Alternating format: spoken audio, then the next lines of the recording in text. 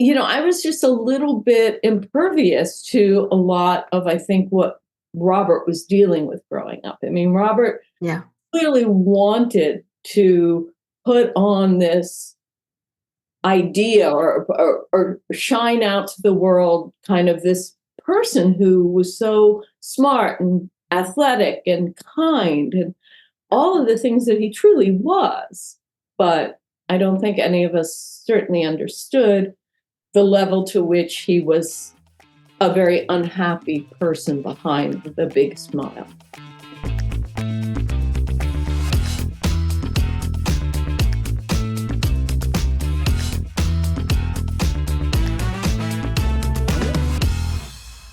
You're listening to AudioLife, the podcast where we tell your story in your words. I'm your host today, Carrie Purcell, and today we're going to speak with Susan Kellam, who's recently published her memoir, Brilliant Disguise. So those of us joining on YouTube, you'll be able to see the book cover. For the rest of you, we'll have a link in the show notes. I can tell you it's poetic. It's vivid, it's honest, it's moving. Reviews of the book call it a double helix of a memoir that intertwines a life in the rock and roll hothouse of the late 70s New York with a deeply personal account of a tragic sibling. Brilliant Disguise is a moving portrait of innocence and experience. Another review says, Brilliant Disguise does what every good memoir should. It shows how our personal journeys help shape the world around us, while that world, in turn, helps shape the direction of our lives. The story, set against the fascinating soundscape of New York's rock music scene in the 1970s, is honest and profound. Susan, thank you for joining us today. Well, thank you for having me. Now, Susan, when your book starts, you're very young, and it's at a very important time that framed a lot of your brother's life, but also yours and your mother's. And we'll talk about this. But to start, I want to go back just a little bit further and ask you, at the very beginning, where were you born? And is there a story behind your name? Yes, actually, there is. Okay, I was born in Baltimore. I am second generation American. My grandparents emigrated to this country. Both sides are Jewish. My mother's family came from Ukraine. My father's family came from Lithuania. And when my father's family arrived, so they would have, because it was during the bad pandemic in around 1919, so they went down the eastern shore of Virginia. So they would have arrived in New York and probably gone to Baltimore, but then decided to get out of any city. So they went down to the eastern shore of Virginia to a town called Cheriton. And I did go back there. I did a big article for the Baltimore Sun magazine looking for my family roots. And what I found was how many people down there had the name Kellam. So what happened, since they were so new to America, they would have taken the name in this area that they had relocated. Interesting. Very interesting. Wow. Okay. So do you have any knowledge of what their name would have been before that? Do we have that? Betty Gold. Betty history? Gold was a name. My grandmother and grandfather were actually related. And I'm not sure they both had the name Betty Gold, but that would have been, and there were certainly members of the family that did keep that name. Wow, there's always just so much. There's always an answer to that. What's the story behind your name? And it tells so much about families and lives and identities at that period of time, and what led them to where they are and where they ended up and why they adopted that name. So it's so interesting. So okay, from here I want to. So that's where you were born, kind of where your name came from. When the book starts, you're still very young. You're telling a story that is, again, really integral for the book. So in Brilliant Disguise, the story that you're telling, where you started is very integral to how you view everything that came after that, how it had an impact on your brother's life, how it impacted your mother's life going forward. And certainly we'll talk about your father as well. So where the book starts, your parents are your dad's leaving. Your parents are going to get a divorce, which at the time is very unusual. You're hearing in the background that your father's done something terrible, but you don't know what it is. you're young and you say retrospectively that you are aware that your older brother is probably internalizing more of what's being said than you might have at the time. And again, it's pivotal in your life and how it changed your family, where you lived, your dynamics, but also seems to have had a deep-rooted effect on your brother Robert. Mm-hmm. So tell us about that experience from what you remember and how you see it today. Yeah, it kind of surprises me in a way that I do still have some memories of it. I mean, I remember, as I explain in the book, since I was only 3, I was given this Weather Girl kit to play with. Yes. You know, these vinyl, yes. probably way before your time. I'm not sure anything like that still exists anymore, but I remember it vividly. What took me many years to understand, certainly, was the fact that my father was a Baltimore lawyer, but of course he had grown up in this town of Cheriton. He was quite an intelligent man. I mean, he had gone to University of Virginia and then left for the war. So he did undergraduate, I guess, in just a few years, and became a officer in the Navy. And when he came back, and he met my mother, and then they went back and he got his law degree from the University of Virginia. But what happened was, he married a woman that was from a fairly wealthy family in Baltimore. My maternal grandfather ran a soda bottling company. And I think my dad was trying to keep up. Oh, and the other thing too is my mother was the oldest of 4 children, and her 2 younger sisters were extremely well married. And there was a lot of affluence about them. And my father was trying to keep up. And this is something, I mean, I've seen some of the legal documents, or I should say I've seen what the Baltimore Sun wrote about it, but he was essentially charged with embezzling clients' money.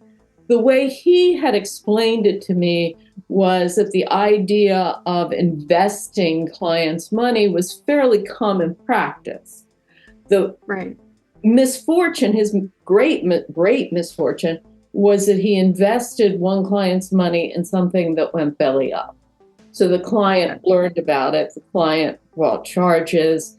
My grandfather basically bailed my father out. There would have been a lot of court hearings. The Baltimore Sun was covering it fairly closely.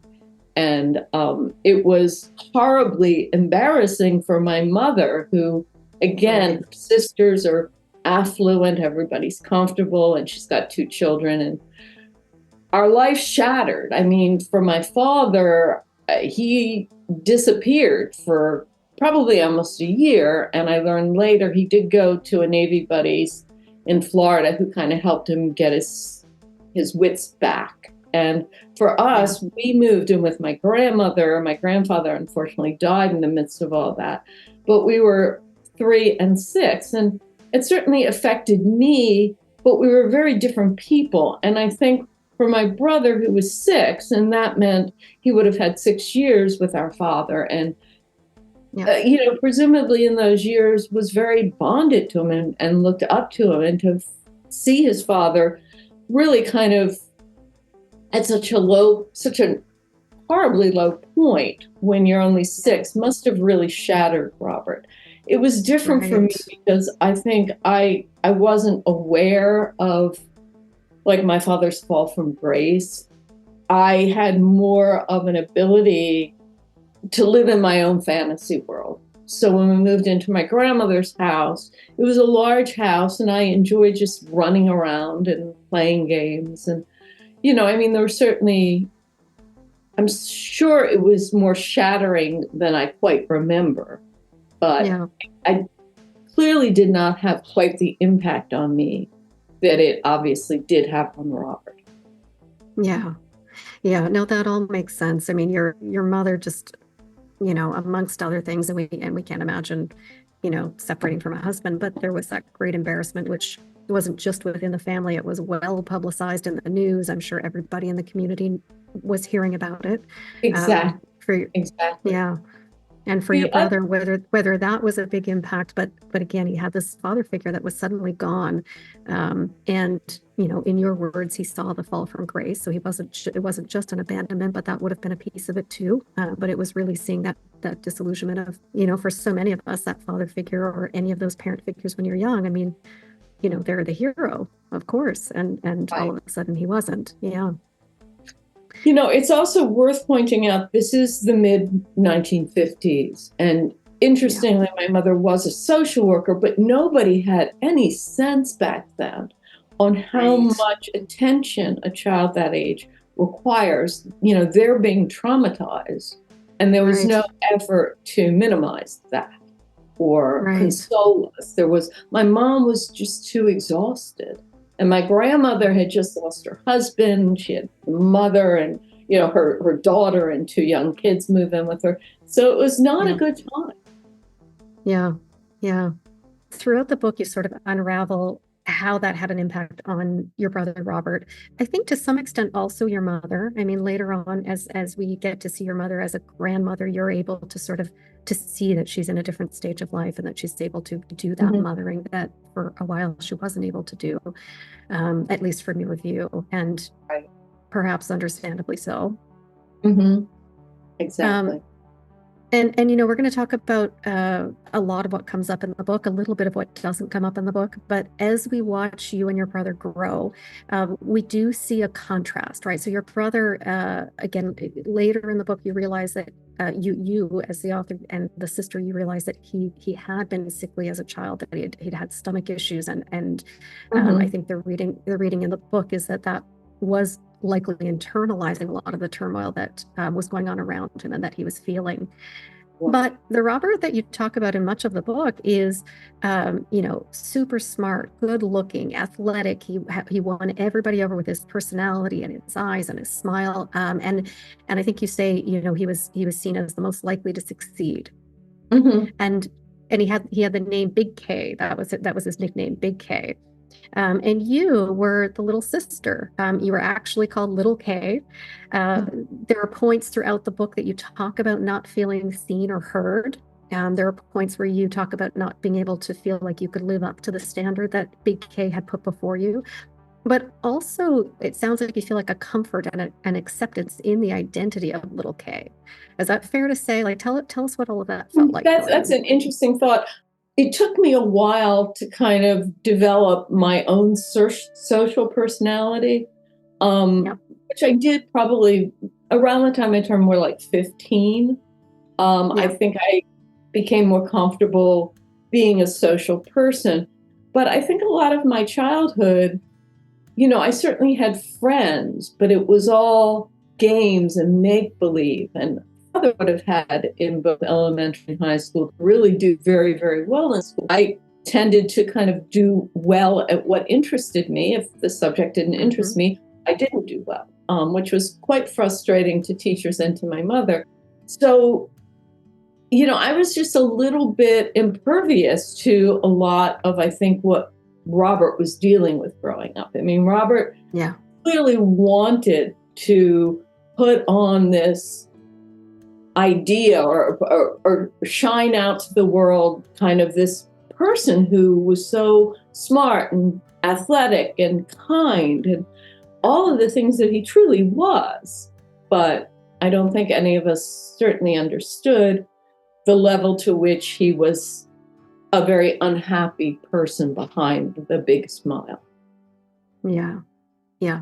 And it comes through, you do start to unravel these clues where you can go back and put together maybe some evidence of that. The title of your book, which I think we'll talk about later on as well, That Brilliant Disguise, really, it may have more meaning and you'll let us know, but, it really, really talks about how nobody would have guessed it with Robert, right? He really did put on that disguise.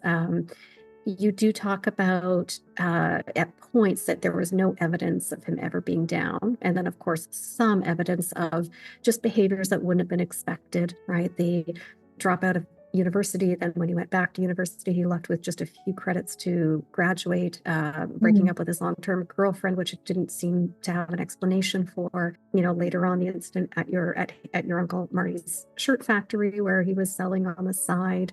And then that led into some more explicit acts with the bottle of aspirin and later poison in his body. You do piece all of this together over time.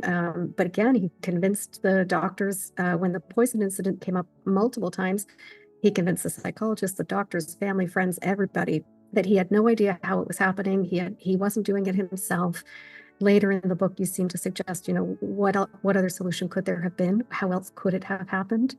But he really did fool everybody. Do you feel like, was he trying to protect you? Who was he hiding from? Do you have a sense of what was going on there? I do think he did want to protect me. I do think that, as my life got, as I became independent, lived in New York, when I did all that, I think he always kind of worried about me. He wanted to see me married. He wanted to see someone taking care of me. Whereas I was just very happy having this wild and crazy life. I mean, we'll get into it too. I mean, he did get married reasonably young, and had beautiful children. Yeah. And I want to pick up on that almost contrast, at least at that point of time as well, because, Robert did, as you said, he went on to get married. He had the regular job, he had the house, he had the children. And again, going back to that childhood contrast where he was the most likely to succeed, you, in contrast, were out in the world seizing every opportunity available to you. You went to school, you went to New York, you talked your way into a job at Rolling Stone magazine. You seemed very much to find your voice, your presence, your mission. There are all kinds of things that we'll talk about that you worked on and achieved. But talk to us a little bit about leaving home. I don't know, maybe college was a big part of that transition. Maybe it really was getting to New York. Tell us what that was like. Well, fortunately, I'm a December baby, which meant that I was young when I went to college. I was only 17. Yeah, I was 17 when I went off to college, and I clearly wanted to get as far out of Baltimore. I mean, by the time I graduated high school, I was just so ready to leave. I shared a bedroom with my mother, which I hated. And I did because Robert was so popular. I certainly was part of the in crowd, and people liked me. I mean, I can't say my years of high school were unpleasant, but I really couldn't wait to leave. And going to Madison, Wisconsin was a perfect school for me in a lot of ways, because it was big. It was Wisconsin people. I could basically get to know all these people that were absolutely different from this sort of Jewish conclave that I had grown up in Baltimore, and I wasn't little K when I went off to college. I could develop my own personality. I could be myself. And I was very happy in college. And, I did wind up I dated a guy, and then we moved in together. And I think pretty much everybody assumed we would get married. And it was interesting because it was kind of right around the time he started law school. I don't have much about Phil in the book. He's a really nice guy.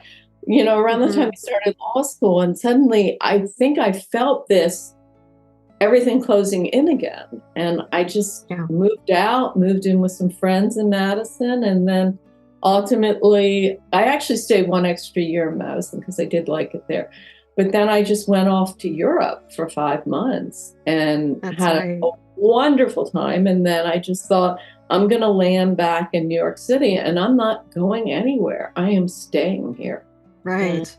Yeah. So you really went out and spread your wings. And I think, throughout the book, you do talk about how the experiences in going around Europe helped to inform kind of growing into a young person in New York, and having that experience, having that perspective, having some habits that you brought back with you. So it really sounds like you took every opportunity in front of you, and started to discover what the world was about and maybe who you were in that world. Yeah. And now for a word from our sponsors. Ready to share your stories and life philosophy? Or capture those of a parent or grandparent? Or maybe a corporate package is right for you to build connection across your workforce and add value to your clients. Visit audiolife.io today to learn more.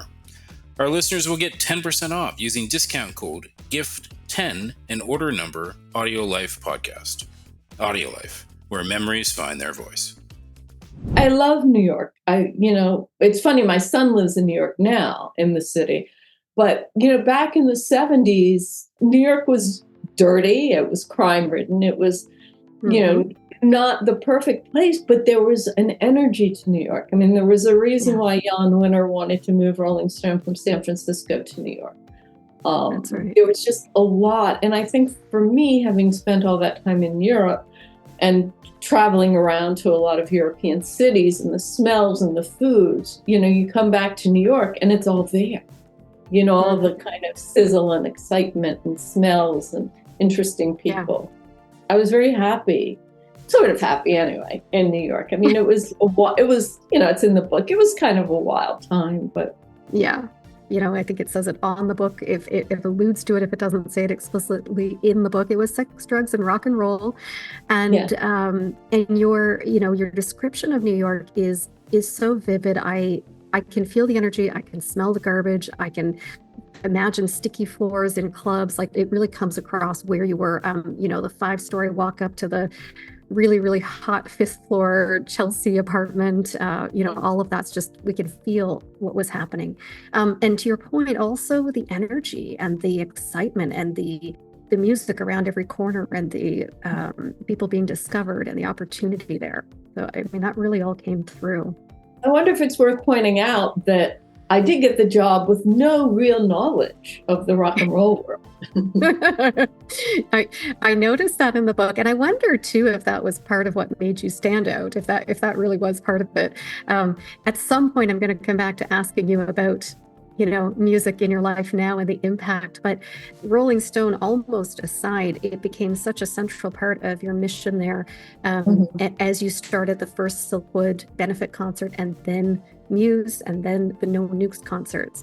Should we jump into that? Are we jumping too far ahead, or can we get into that?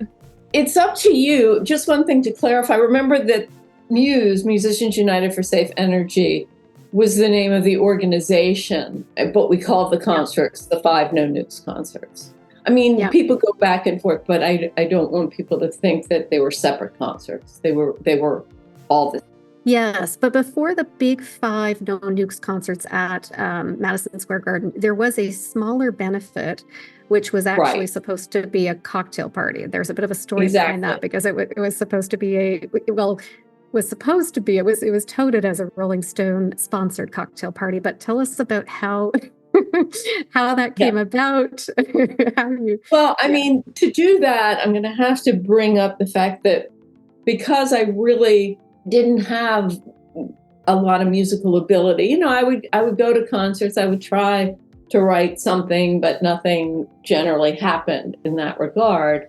But there were a handful, maybe even more than a handful, of very, very talented journalists.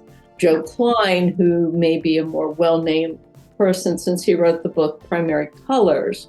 But Joe really, I'm not going to say he took me under his wing. I mean, he was very happy that he could tell me to do something and I would do it. So I helped Joe quite a bit. But the person that I think really clearly had the most impact on me was Howard Cohn. And Howard was the journalist who did basically scout out why this woman, Karen Silkwood, had actually died. What were the reasons for it? I mean, she had been she'd worked for Care McGee, plutonium processing facility, and she basically was telling everybody that the rods were faulty, that they weren't being stored correctly, that there was a problem. And she was on her way to meet a New York Times reporter when her car went off the road and she was killed. Now, to this day, nobody actually knows whether she herself was taking drugs and that's why, or was she pushed off the road. There was a Supreme Court case that did result in quite a hefty sum of money going to Silkwood's family. Yes. But it was not that she was murdered. It was that she had been, that they were treating her very poorly on the job. It was the job harassment was really the gist of the Supreme Court case.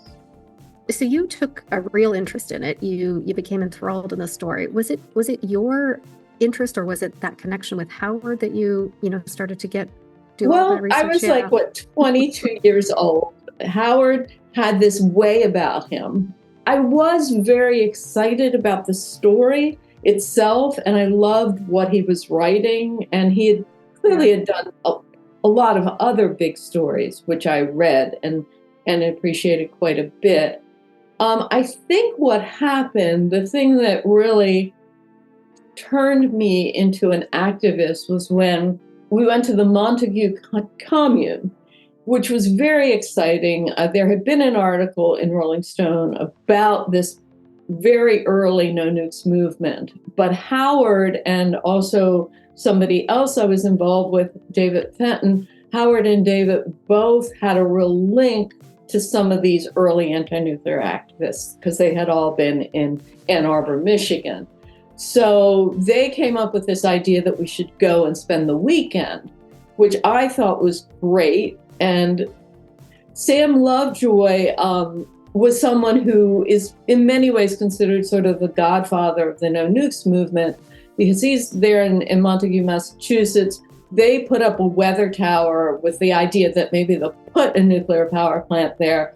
He goes on Washington's birthday, topples the tower, and then walks to the police station because it is Washington's birthday. He says, "I cannot tell a lie.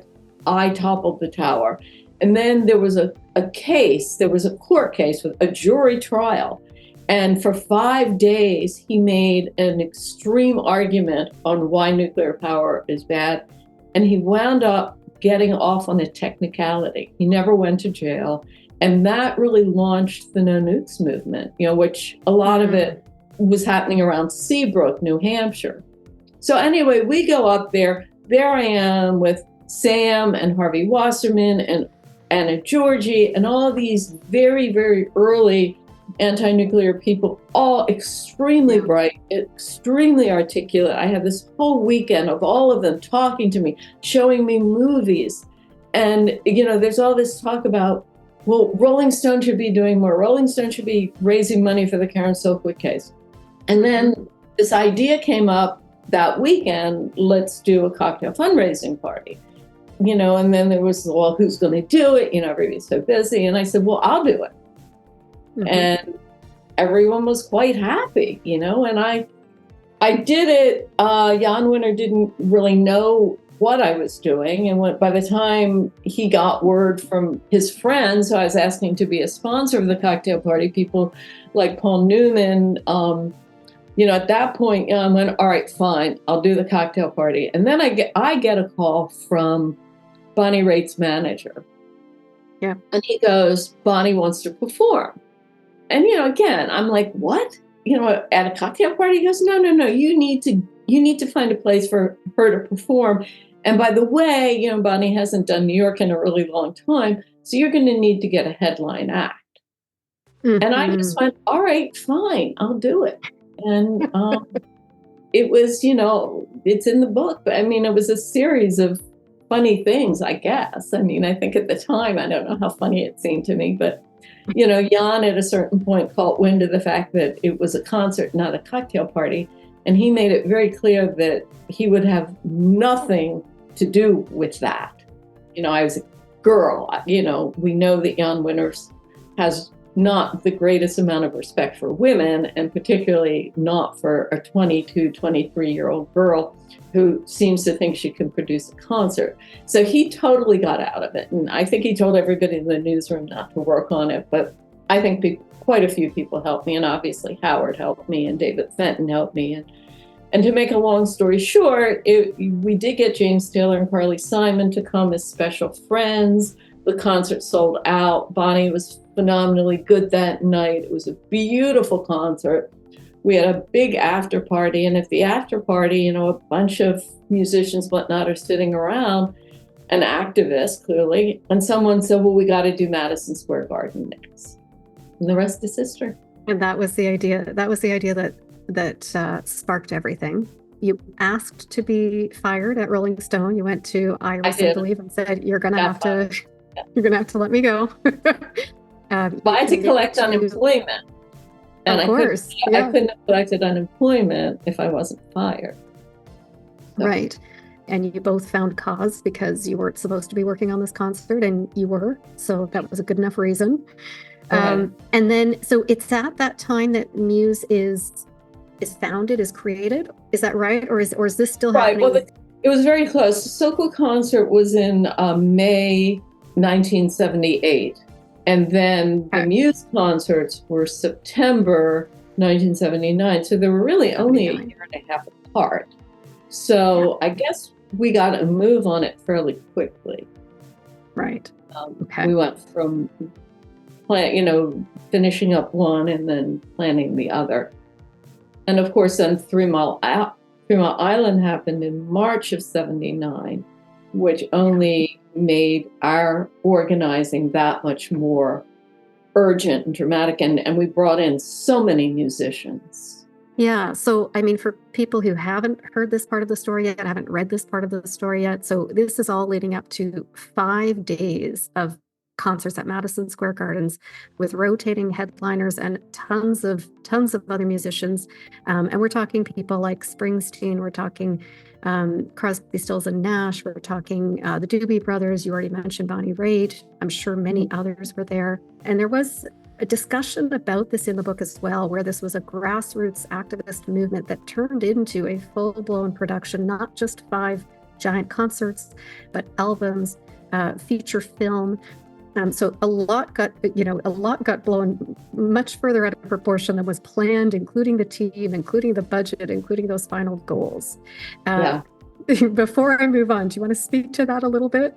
I sent an advance review copy, actually, to both Sam Lovejoy and Harvey Wasserman. And both of them were very, very comfortable with what I'd written. But they really actually liked the book quite a bit. Both of them, it got them both talking to me about it. It raised a lot of things, I think, that none of us have really thought about, except for when I was writing the book.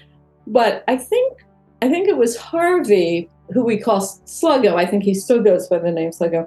I think it was him, because I've had long phone conversations with both of them since the book. And I think he's just said, well, we were just so young. I mean, we just didn't know what we were doing. And I tried to be very, very careful in the book, because it was not always a pretty situation. People didn't always act in a way you would want people to act when it's a pressure cooker environment. We're putting on all these concerts. We created 2 organizations. One was Musicians United for Safe Energy, the production board, and that was mostly the musicians. And then Muse Foundation, which was set up to give away the money. And it was decided early on, well, we'll make Susan in charge of the foundation because we don't really want her working with the musicians. And, Bonnie Raitt was on the foundation board, John Hall was on the foundation board, but we also brought in a lot of Washington political types. We brought in quite a few Native Americans. So the board we had people like Tom Hayden, who was an activist in California, married to Jane Fonda. So it was quite a elaborate foundation board. And these were not mild-mannered people, nor were the musicians.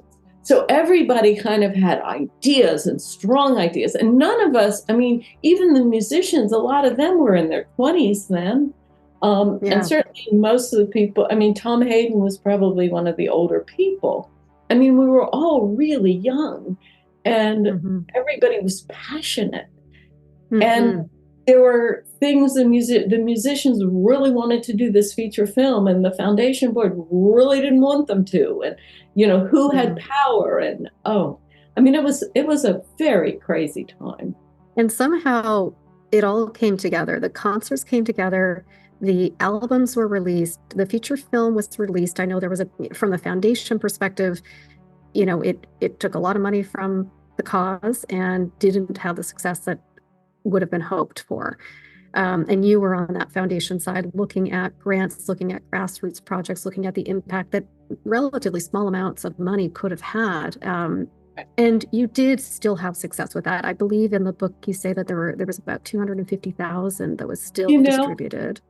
One thing I've learned since I've done the book, since I've been in touch with Sam was actually the president of Muse, and he was so when everybody else disbanded and moved on with their lives and their careers, Sam, who was no longer living on the commune in Western Massachusetts, kind of set up shop in New York City. And he did apparently manage. So Warner Brothers dropped the film after it had only been in theaters for a week. And Sam's feeling is it was right after Reagan was elected. The country was really shifting to the right. And Warner Brothers really didn't have any interest in publicizing the film. So the film lost a lot of money.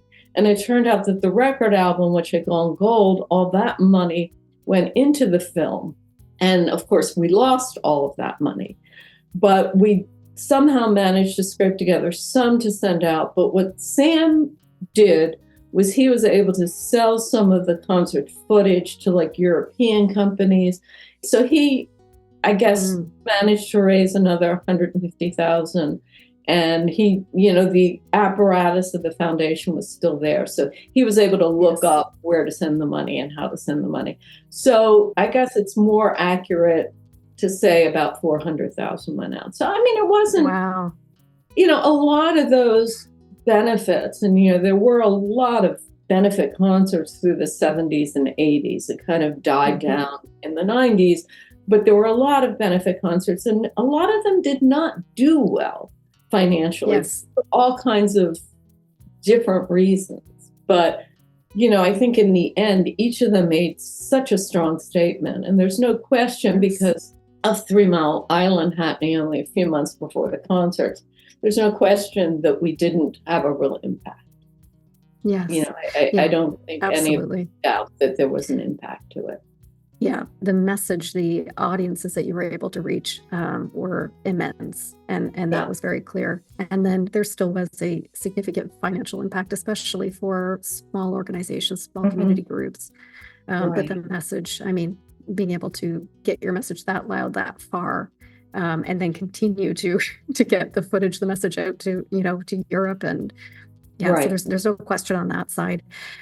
Now, you talked a little bit about the pressure cooker of all of those personalities, of how young, of how big the project became, some competing priorities from the foundation versus maybe the musicians or the producers. So on a personal level, you're very young, you're in the midst of all of this. In the book, you do talk about feeling the pressure to keep everything balanced, that you feel in the middle of all of this and aware of a lot of the different personalities, the different kind of emotional intelligence. These people are not going to click. This isn't going to be, we're not going to get buy-in on that. You make it through, and then you're on a 5-day high. Not really intended to allude to drugs there, but there were drugs a little bit at the beginning. But then your night and day, very little sleep, very little food, at concerts, at after parties. There was a march, so just a crazy high after all of this buildup, and then it ends. Everything ends. We'll call it successfully. And what happens to you at that point, right? It just comes kind of, you need to get out of the city. Everything sort of just comes crashing in. What happens at that point on a personal level for you? Well, what triggered it, although I think anything would have triggered it, but for some reason, I think it was Sam that did it. It was like the last night of concerts. We were about to have this huge after party. And somehow Sam said to me something about Abbie Hoffman. And Abbie Hoffman at the time was underground. I mean, he was running for feds. So, and Sam said, well, you know Abbie. And I'm like, what? What are you talking about? The guy is a fugitive. I don't know him. And it turned out there was this guy that was in the office a lot. His name was Barry. and he was involved with this Save the River, and he had all these T-shirts, and he kept giving them. And he was kind of certainly a funny guy, friendly. He was clearly a good friend of a lot of the people there, so everybody just let him hang out. And this last night, I'm racking my brain, like, how do I know Abby? How do I know Abby? Mm-hmm. And then suddenly it hit me, because, Abby had a lot of plastic surgery done, but he did have these very piercing eyes. So anyway, with my lack of sleep and whatnot, I thought, oh my God, I've been harboring a fugitive. I'm going to really get in trouble. I had all this stuff I had to do. I was the treasurer of the foundation. I was the one that had to put the money in the bank. But then the banker says, well, this is a lot of money. Maybe you should put it in a CD, which I do. And then I come back and Sam said, no, we need that money. We have to pay off the guardian for a lot of stuff and, travel expenses and whatnot. And it was just crazy. But I kept thinking the feds were after me. My father, and an update on my dad actually came back. He came back full force. He was no longer a lawyer. He married a woman. He wound up moving to Pennsylvania, buying up property, turning the property into shopping centers and industrial parks. So my dad actually became very, very successful later in life.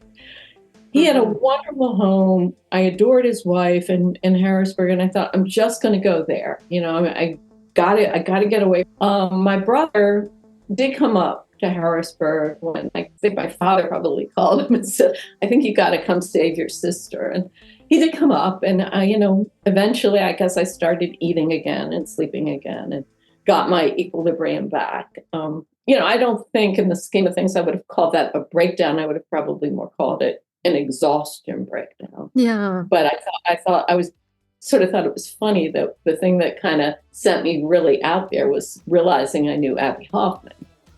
Yeah. And he wasn't, I actually got to know Abby when he was eventually above ground again. I always liked him. Incredible. Stay tuned for part 2 of my conversation with Susan Kellam, author of Brilliant Disguise, her recently published memoir. If you like what you heard today, consider recording your own AudioLife private podcast or giving one to a loved one for a unique and memorable gift. Today, AudioLife listeners will receive 10% off using discount code GIFT10 and order number AudioLife Podcast. Also, remember to rate our show and subscribe so you'll never miss an episode.